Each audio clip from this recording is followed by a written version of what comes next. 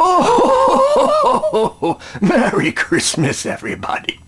It's Christmas Eve here at Chris's house, and while he's upstairs sleeping, I decided to take a break from my trip around the world to introduce his review of the 1991 Super Nintendo game Pilotwings.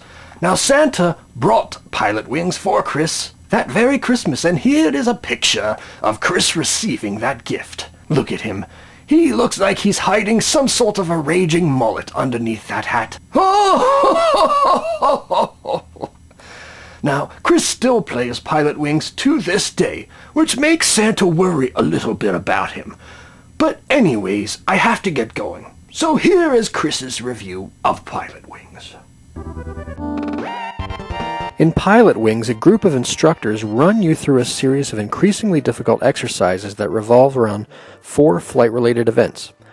Each instructor requires that you earn a certain number of points to earn your license and move on to the next instructor. So let's take a look at the events themselves.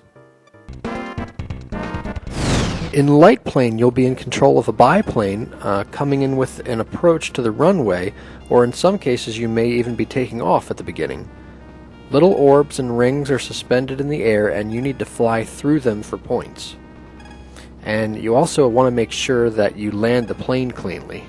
I make this landing look kinda easy, but it's also pretty easy to screw it up. Wrecking it will not please the instructor. You even get more points based on how close to the center of the runway you land. The plane has limited movement, so you're really only concentrating on speeding up, slowing down, and basic movement. You certainly won't be putting on an air show with this biplane, but it gets the job done, and even though the controls feel stiff, there's something that's more realistic about that. Skydiving has always been one of my favorite events from this game. The sense of falling you get was really unparalleled at the time Pilotwings was released, and this is really all due to the Mode 7 effects used. There's a real nice sense of wind resistance as you fall, and you can control the way you fall based on the position of your body.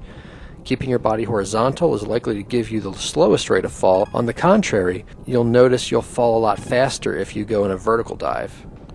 Now, this level of control is important because you'll be passing through rings that aren't exactly in a straight line, so you'll need to keep adjusting your position to use the wind to get you through the rings. Then that crucial moment comes. You spring the parachute, and from that point on, you're somewhat awkwardly steering yourself towards the target. Obviously, you want to aim for the areas that get you the most points. Do you go for the 100-point moving target, or do you play it safe and head for the sure points? Also, be careful at how fast you fall. You'll lose points for landing too hard.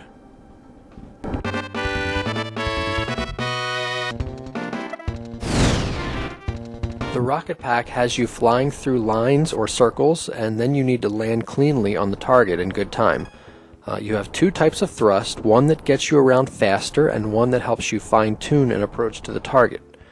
You have to watch your fuel level because you'll crash if you run out.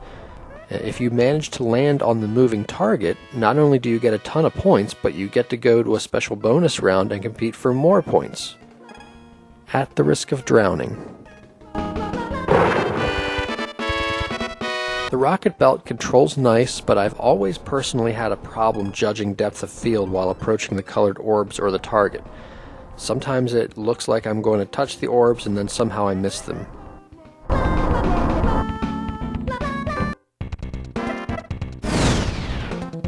Now on to hang gliding, and hang gliding has always been my least favorite event. You essentially begin in the air and need to time your rate of descent with where the circles are located. This can be difficult because the hang glider has somewhat stiff controls, and once again the depth perception is difficult to gauge. This leads to a lot of missed targets for me personally.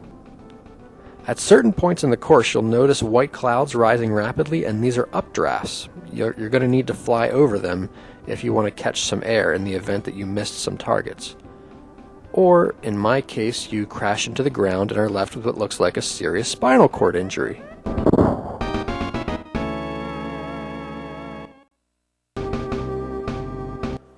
Now this next part is cool. Towards the end of the game you actually find out that your instructors were kidnapped and that you need to pilot a helicopter in enemy territory to rescue them. The helicopter moves at a snail's pace, and this makes navigating through the deluge of anti-aircraft fire kinda tense. You can shoot at them, but you better make it count. As you see here, my instructors got to witness me plummeting to a fiery death. Alright, so let's break it down. Pilotwings is a Super Nintendo classic. Yeah, the textures can get blocky up close, and yeah, the controls can be sort of frustrating at times, but this game is just as fun to play now as it was 18 years ago. The events are fun overall, and the varying difficulty really keeps things fresh. The music is just classic SNES. By the time you see this episode, you should be able to pick Pilotwings up on the Wii Virtual Console for a measly 800 points, so without a doubt, keep it.